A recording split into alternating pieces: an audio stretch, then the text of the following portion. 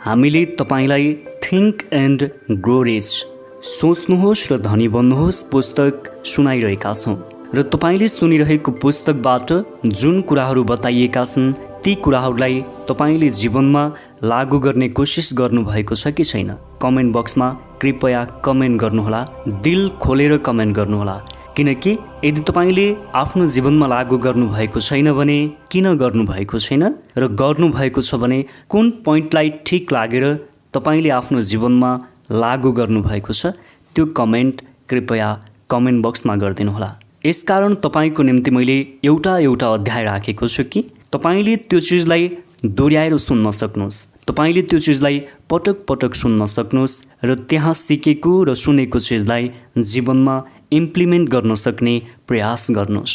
तपाईँको निम्ति मैले सम्पूर्ण पुस्तक पनि राख्न सक्थेँ, तर मैले सोचेँ कि तपाईँलाई मैले एउटा अध्याय राखेँ भने तपाईँले बाध्यताले पनि त्यो पुस्तकलाई दोहोऱ्याएर सुन्नुपर्ने अवस्था आउँछ। तपाईँले सम्पूर्ण पुस्तकलाई छुट्टा छुट्टै तरिकाले सुन्न सक्नुहुन्न। त्यसै कारणले तपाईँको निम्ति मैले एउटा अध्याय बनाएर राखिरहेको छु।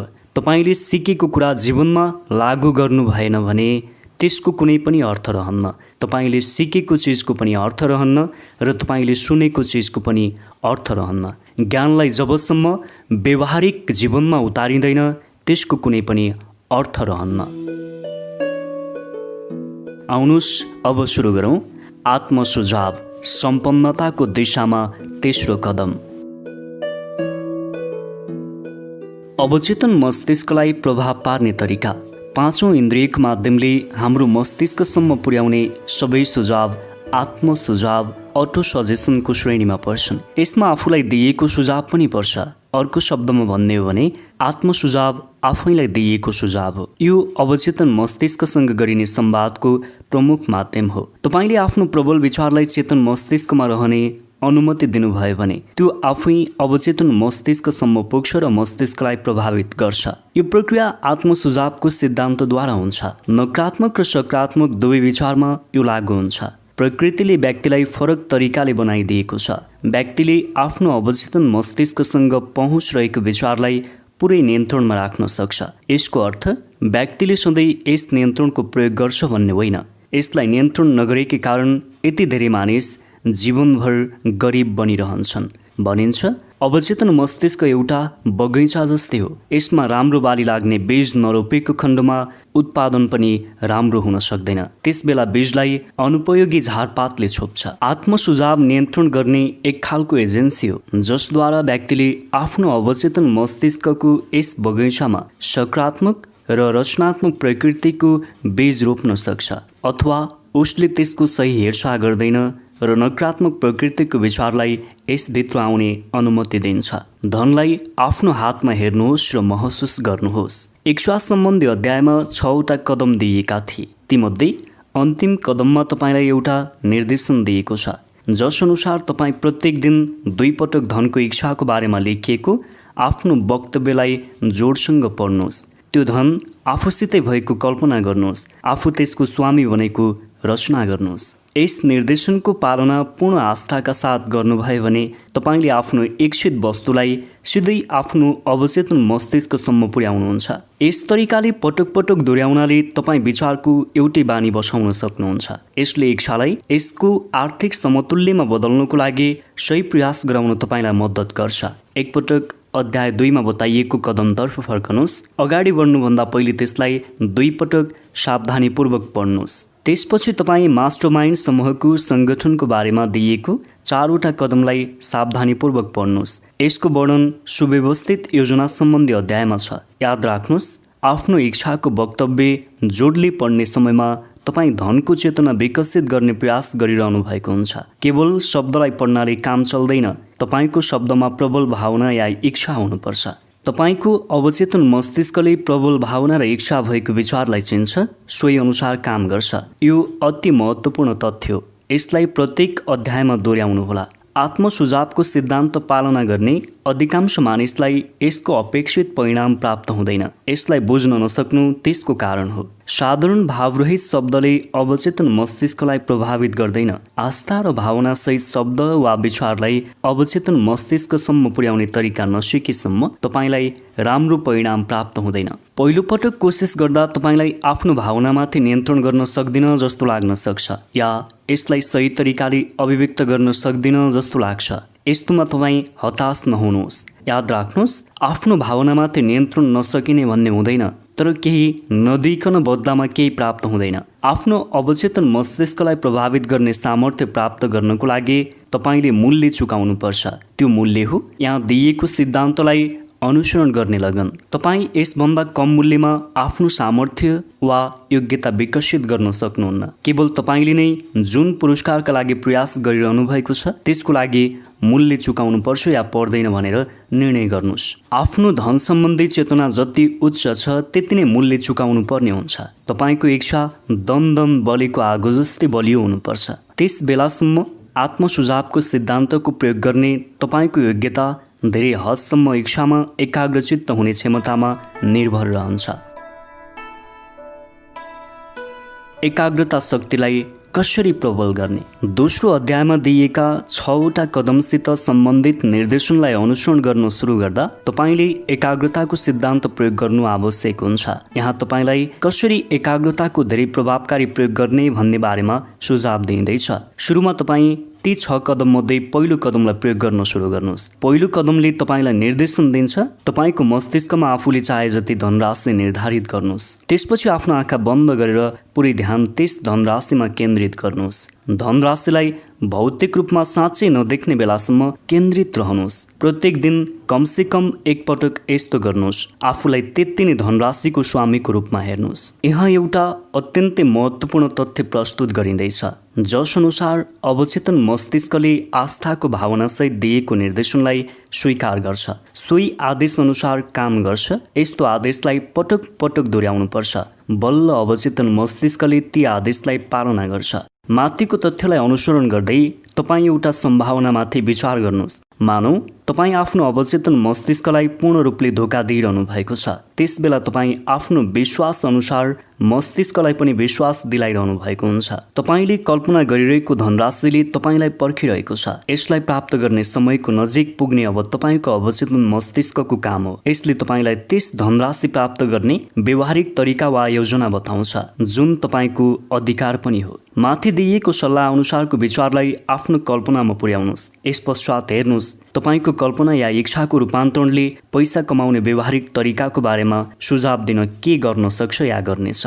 आफ्नो सेवा वा वस्तुको बदलामा आफ्नो इच्छित धनराशि प्राप्त गर्न चाहने कुनै निश्चित योजनालाई कहिले नपर्खिनुहोस्। बरु तत्कालै आफूलाई त्यस धनराशिको स्वामीको रूपमा हेर्न थाल्नुहोस्। तपाईँको अवचेतन मस्तिष्कले तपाईँलाई आवश्यक पर्ने योजनाको सुझाव दिनेछ। त्यस योजनाको बारेमा सतर्क रहनुहोस्। त्यो प्रकट हुँदा तत्काल काम सुरु गर्नुहोस्। योजना सायद तपाईँको मस्तिष्कमा 6औं इन्द्रियद्वारा प्रेरणाको रूपमा आउनेछ। त्यसलाई सम्मान गर्नुहोस्। त्यो प्राप्त हुँदा तपाईँ त्यस अनुसार काम गर्न सुरु गर्नुहोस्। 6वटा कदम मध्ये 4थो कदममा तपाईँलाई एउटा निर्देशन गरिएको छ। आफ्नो इच्छालाई वास्तविकतामा बदल्नको लागि एक निश्चित योजना बनाउनुहोस्। तत्कालै त्यस योजनालाई कार्यरूपमा बदल्न सुरु गर्नुहोस्। तपाईँले यस निर्देशनको अनुसरण माथिको अनुच्छेदमा बताइएको तरिकाले गर्नुपर्नेछ। इच्छा रूपान्तरणद्वारा धन कमाउने योजना बनाउनु हुँदा तपाईँ आफ्नो तर्कमा विश्वास नगर्नुहोस्। तपाईँको तार्किक क्षमता आलसी खालको हुन सक्छ। यदि तपाईँ पूर्ण रूपले तर्कमा निर्भर रहनुहुन्छ भने त्यसले तपाईँलाई निराश बनाउन सक्छ। तपाईँ आफूले पाउन चाहने धनराशिलाई वास्तविक कल्पनामा हेर्नुहुन्छ भने त्यसको सजीव चित्र हेर्नुहोस्। आफ्नै आँखा अगाडि त्यो वस्तु पाएको हेर्नुहोस्। त्यस धनको बदलामा आफूले कुनै सेवा वा वस्तु दिएको हेर्नुहोस्। यो काम अति महत्त्वपूर्ण छ। अवचेतन मस्तिष्कलाई प्रेरित गर्ने 6वटा कदम। दोस्रो अध्यायमा 6वटा कदमको सम्बन्धमा दिइएको निर्देशनलाई अब संक्षेपमा उल्लेख गरिँदैछ।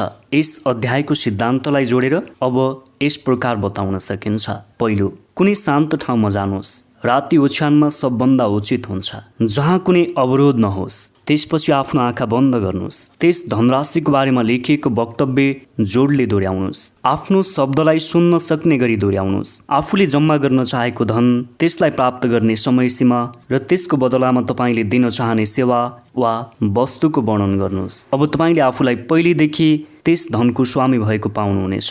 उदाहरणको लागि आजभन्दा 5 वर्षपछि जनवरीसम्म तपाईँ $50,000 कमाउन चाहनुहुन्छ। त्यस धनको बदलामा सेल्सम्यानको रूपमा आफ्नो व्यक्तिगत सेवा दिन चाहनुहुन्छ।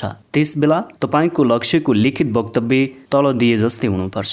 हेर्नुहोस् त्यो वक्तव्य, जनवरी 20 सम्म मसँग $50,000 हुनेछ। यस क्रममा यो रकम मसित समयसम्ममा विविध मात्रामा आउनेछ। यस पैसाको बदलामा मैले ... जुन ... भनिएको छ त्यस ठाउँमा आफूले बेच्न चाहेको सेवा वा वस्तुको नाम लेख्नुहोस् अनि भन्नुहोस्, सेल्सम्यानको रूपमा सर्वश्रेष्ठ क्षमताले सेवा दिनेछु, अधिकतम सम्भव मात्रा र अधिकतम गुणात्मकता प्रदान गर्नेछु। मलाई विश्वास छ मसँग यति पैसा हुनेछ। यस धनलाई आफ्नै आँखाको सामुन्ने देख्न सक्ने ममा आस्था छ। म यसलाई आफ्नो हातले छुन सकिरहेको छु। यसले मलाई पर्खिरहेको छ। यो मेरो हातमा आउनेछ। मैले सेवा दिएकै अनुपातमा आउनेछ। यति धन कमाउन सक्ने योजनालाई म पर्खिरहेको छु। त्यो योजना मिल्ने बित्तिकै मैले त्यसलाई अनुसरण गर्न सुरु गर्नेछु। दोस्रो, यस कार्यक्रमलाई बिहान र बेलुका दोहोऱ्याउनुहोस्। कल्पनामा आफूले कमाउन चाहेको धनराशिलाई नदेख्दासम्म दोहोऱ्याइरहनुहोस्। तेस्रो, आफ्नो वक्तव्यको लिखित प्रतिलाई बिहान र बेलुका देख्न सकिने ठाउँमा राख्नुहोस्। त्यसलाई सुत्नुभन्दा ठिक पहिला र उठ्ने बित्तिकै पढ्नुहोस्। याद नहुँदासम्म पढ्न छोड्दै नछोड्नुहोस्। याद राख्नुहोस्, यी निर्देशनलाई पालना गर्नुहुँदा तपाईँले आत्मसुझावको सिद्धान्तलाई पालना गरिरहनु भएको हुन्छ। यस सिद्धान्तको लक्ष्य तपाईँको अवचेतन मस्तिष्कलाई आदेश दिनु हो। तपाईँको अवचेतन मस्तिष्कले भावनासहित यसमा पुर्याइने निर्देशन अनुरूप काम गर्नेछ। आस्था सबै भावनामध्ये प्रबल र रचनात्मक भावना हो। आस्थाको अध्यायमा दिएको निर्देशनको अनुसरण गर्नुहोस्। सुरुमा यी निर्देशन तपाईँलाई अव्यावहारिक या अमूर्त लाग्न सक्छन्। यसबाट दुखित नहुनुहोस्। सुरुवातमा जतिसुकै अव्यावहारिक र अमूर्त लागे पनि तपाईँ निर्देशनलाई पालना गरिरहनुहोस्। यदि तपाईँ शब्द र काम दुवैद्वारा निर्देशनलाई पालना गरिरहनुहुन्छ भने तपाईँको सामुन्ने एउटा नयाँ संसार खुल्ने समय चाँडै आउनेछ।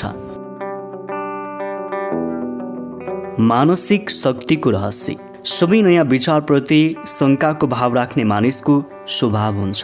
यदि तपाईँले माथिका निर्देशनलाई पालना गर्नुभयो भने तपाईँको शङ्का आस्थामा बदलिनेछ। केही दार्शनिकले भनेका छन्, यस धरतीमा मानिसहरू आफ्नो भाग्यको निर्माता आफै हुन्। उनीहरूमध्ये अधिकांश आफू आफ्नो भाग्यको निर्माता किन हुन् भन्ने भुलेका छन्। यस अध्यायमा यस कुरालाई राम्रोसँग बुझाइएको छ। मानिस आफ्नो भाग्यको, खास गरी आर्थिक भाग्यको निर्माता बन्न सक्छ। मानिस स्वयं र आफ्नो वरिपरिको वातावरणको निर्माता बन्न सक्छ। यसको कारण हो उसित आफ्नो अवचेतन मस्तिष्कलाई प्रभावित गर्ने शक्ति छ। इच्छालाई धनमा रूपान्तरित गर्ने तरिकामा आत्मसुझावको प्रयोग सामेल छ, जसद्वारा व्यक्ति आफ्नो अवचेतन मस्तिष्कसम्म पुग्न सक्छ, त्यसलाई प्रभावित गर्न सक्छ। बाँकी सिद्धान्त केवल औजार हो जसद्वारा आत्मसुझावको प्रयोग गरिन्छ।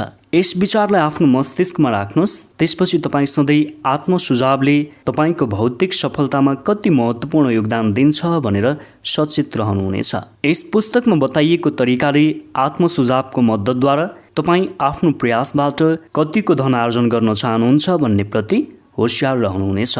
पुरै पुस्तक पढ्दै गर्दा पनि तपाईँ फेरि यस अध्यायमा फर्किनुहोस्। भावना तथा कामको दृष्टिले यस निर्देशनको अनुसरण गर्नुहोस्। पुरै अध्यायलाई प्रत्येक रात एकपटक जोडले पढ्नुहोस्। यसमा पूर्ण रूपले विश्वास नभएसम्म यो प्रक्रिया जारी राख्नुहोस्। आत्मसुझावको सिद्धान्त दमदार छ। तपाईँले सबै चिज पाउन सक्नुहुन्छ भनेर यसमा दाबी गरिएको छ। पढ्दै गर्दा तपाईँ प्रत्येक आफूलाई प्रभावित गरेको वाक्यलाई रेखाङ्कित गर्नुहोस्। यस निर्देशनलाई पूर्ण रूपले पालना गर्नुहोस्। यसले तपाईँ सफलताको सिद्धान्तलाई कसरी बुझ्नुहुन्छ र आफ्नो जीवनमा कसरी उतार्नुहुन्छ भनेर बताइनेछ।